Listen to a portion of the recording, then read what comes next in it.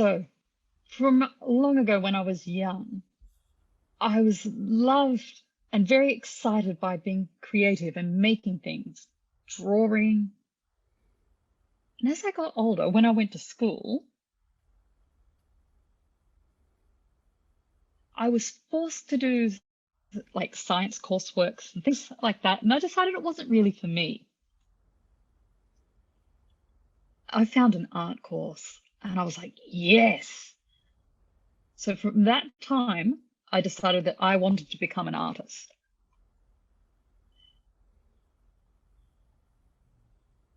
And I really found my true passion about art.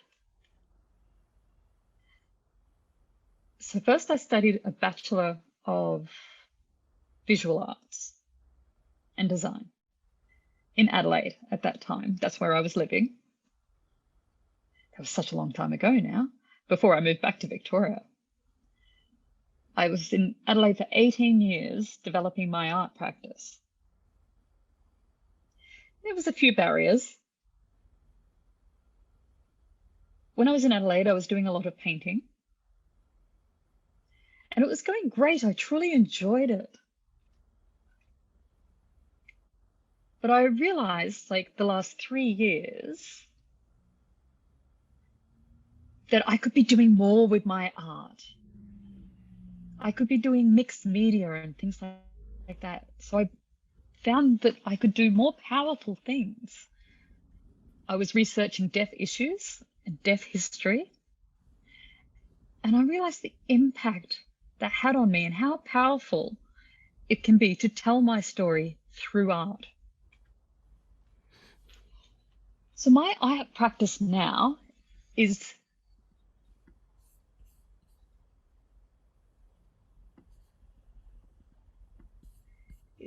multidisciplinary or mixed media.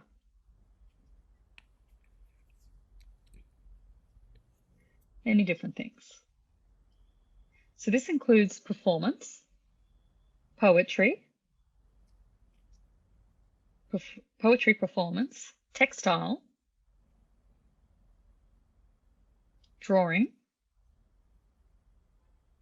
sculpture, art installations,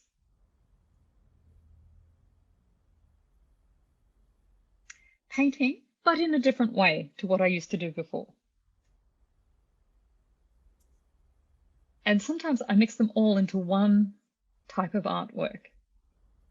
And recently I won an arts award, the Lake Arts Award. They told me they were very immersed in my work, that had many different layers. There was different types of works and mediums involved. That was a performance piece that I also used fabric within the performance. And then onto the fabric, I sewed a poem that I had written. The poetry was... So at the moment, I'm planning a new artwork. It's called Deaf Dunsies. It's about my experience in the past, in the 1980s. And at that time, we were not allowed to use our hands to sign. We were denied the use of our language. So I've sewed a cone-shaped hat, very bright colored, not black. I wanted very bright colors in this performance as a celebration and to stand up for our language and our culture as deaf people. So I use that cone-shaped hat in this performance whilst I sign a poem about my experiences back in the 1980s in school. And at the end, I take the hat off. And later, I want to sew the poem into the hat. And also later, I will make sculptures, big ones.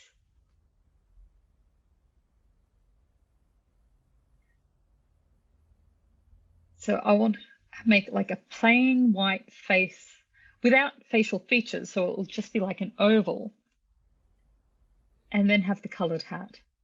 And I'm hoping to project the performance onto that white oval shape. That's my plan. Other work that I've recently finished is about audism. This is my experience with audism. I've been writing poetry about that. And this is the first time I realized audism was also about learning about myself. It was a lot to go through, but it was very worthwhile. And I learned a lot. So I've been sewing the poetry onto fabric as well. And again, that will be projected. I'm trying to encourage the deaf and hearing communities to come together as allies. Hearing people shouldn't be scared to approach us. But just to know that you can't disempower deaf voices, but you can walk alongside us. You can support deaf people, and we really want that. We want allies around us. We're very welcoming and inclusive, and access goes both ways. It's not only deaf access that is needed, hearing people need to have access to our language as well. And we hope that you're excited to hear our voices. Okay, so I have to say, coronavirus did have many impacts on me, but there were some positives. I've been studying a Master's of Fine Arts at university. I should be there in real life, but you know, we experienced lockdown here in Victoria, so everything was done via Zoom. And I've been doing my arts practice here at home. And one thing I discovered was I had so much space. I had time to set up a room specific for my performance, which was great.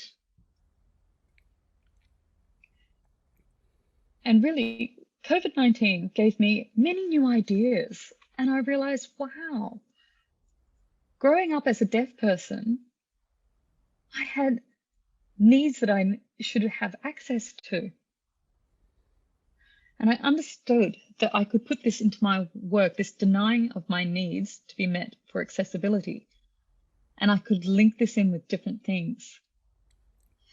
Often when I had supervision sessions with my supervisor, Kate Just, who was fantastic, she was learning Auslan as well, and she's very supportive of me with my ideas about being deaf. And she said, you should use your experience. You should push yourself further. And things have really taken off. And really, if it hadn't been for COVID-19, I don't feel that project, What I Wish I Told You, would have happened. And I don't think I would have been so introspective about my own deaf experiences. So yes, I realized there was many negative things that happened, but there was a lot of positive things for me. To talk about deaf accessibility, and that deaf people need to tell the world about their needs so that people are aware of our access needs.